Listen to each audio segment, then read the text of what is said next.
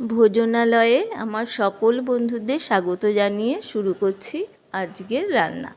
আজকের রেসিপি ডাঁটা আলু বড়ি বেগুন দিয়ে একটা নিরামিষ তরকারি। প্রথমে আমি কড়াইতে সর্ষের তেল দেব। তেলটা গরম হলে এর মধ্যে আমি কয়েকটা বিউলির ডালের বড়ি ভেজে নেব লাল করে। গরমে এই রান্নাটা খেতে খুবই ভালো লাগবে। বড়িগুলো লাল করে ভাজা হয়ে গেলে তুলে নিয়ে ওই তেলের মধ্যেই আমি একটু কালো জিরে ফোড়ন দিলাম। তারপর একটু ফোড়নের গন্ধ বেরোলে যে আমি ডাঁটা বেগুন আর আলু লম্বা লম্বা করে কেটে রেখেছি সেগুলো একটু হালকা ভেজে নেব। সব সবজিগুলো একসাথে দিয়ে দিলাম। এবারে আমি স্বাদ মতো নুন দেব, একটু হলুদ গুঁড়ো দেব আর সামান্য একটু চিনি দেব টেস্টটা ব্যালেন্সের জন্য। নিরামিষ তরকারিতে একটু চিনি দিলে ভালো লাগবে।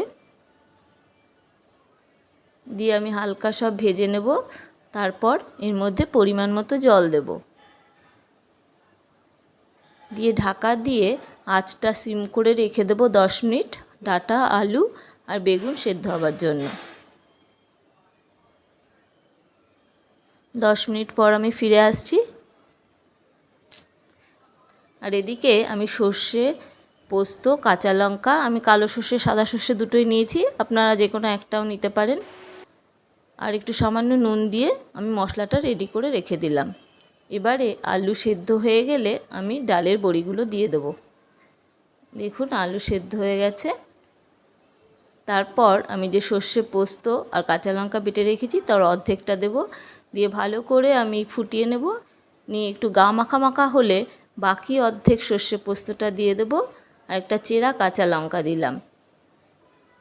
তারপর একটু ধনেপাতা কুচি ছড়িয়ে দিলেই রেডি হয়ে যাবে নিরামিষ তরকারি। ভিডিওটা ভালো লাগলে চ্যানেলটি সাবস্ক্রাইব করে নিন।